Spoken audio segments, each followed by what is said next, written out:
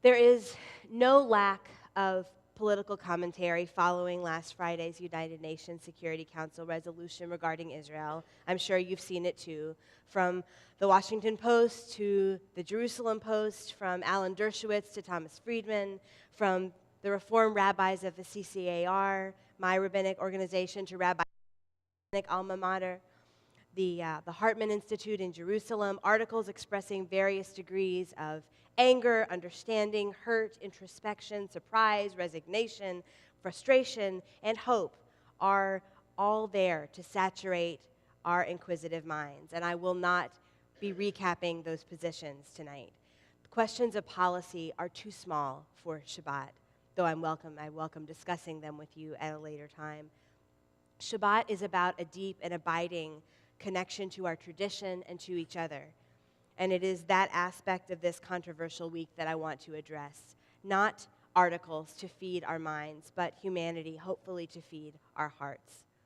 Our Torah portion this week, Miketz, is the second half of this powerful story of Joseph and his brothers. As you'll recall, and you could certainly refresh by experiencing the play in preparation for the Purim Spiel, which we'll be drawing from this play. But the powerful story of Joseph and his brothers, as you recall, Joseph's brothers cast him out because they are jealous of their father's favoritism and fed up with his superiority complex toward them. Then they sell him into slavery in Egypt, and from slavery and later prison, he rises to be Pharaoh's advisor, and he meets his brothers again when they come to Egypt in search of food during a famine. They don't recognize him immediately. Finally, he reveals his identity to them, and they demonstrate their remorse to him, and they hug and they cry together. Cry for time lost. Cry for the gift of the present. This moment of catharsis is perhaps the most powerful and emotional in the entire Torah. This Torah story is a guidepost for us this week because it beseeches us to see and to recognize several very important elements of these relationships. The first thing this story asks us to recognize and name is to name injustice. And in this story, just like in life, responsibility for injustice does not lie only at the feet of one party, but rather at many people's feet. The injustice in this story lies at the feet of the father Jacob, who elevates his son above others, granting him favors and giving him gifts that Jacob really owes to either all his children or none. It lies at the feet of Joseph, who brags and humiliates his brothers with impunity. And it lies at the feet of those brothers who take their anger out on Joseph and make the catastrophic decision to sell him into servitude in Egypt. Naming only one of these is not enough. We must open our eyes to all of them. We must take the pride that it requires to name the injustices that are done to us, and we must have the humility required to name the injustices that we do to others. It takes a great deal of maturity to admit the complexity of situations such as the one that we're facing. But Judaism is a mature religious tradition, and it has given us, its followers, tremendous toolbox with which to take on such complexities, and it is time to use that toolbox. This story also asks us to recognize that sensation is not substance. The most sensational parts of these characters' lives, Jacob's coat giving, Potiphar, Joseph's boss's favoritism and jealous anger, Pharaoh's bestowing great riches upon Joseph, none of this is the true heart of the story. Likewise, headline and sensation in our own lives is not substance either. The healing in this story and the healing of the world will never be achieved by our consumption of the most dramatic and public of events only. It is exciting to think about drama, to name call, to allow ourselves to partake in sweeping generalizations and the inertia of righteous anger of any particular point of view, but we must admit, as the players in this Torah tale do, that reconciliation and forward movement does not arise from those kinds of places.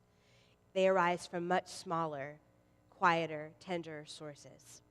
And that brings me to the third request this story makes of us, that we must recognize those sources. After the anger, after the violence, After the digging in of heels and the throwing around of weight, the catharsis in Joseph and his brothers, catharsis is Joseph and his brothers in the same room, looking one another in the eye and remembering that they are part of one another. Their father can't do this for them, and Pharaoh can't do this for them. They must do it themselves. They reach out for one another. They find their sameness, their shared humanity, and from that place, they begin a new life together.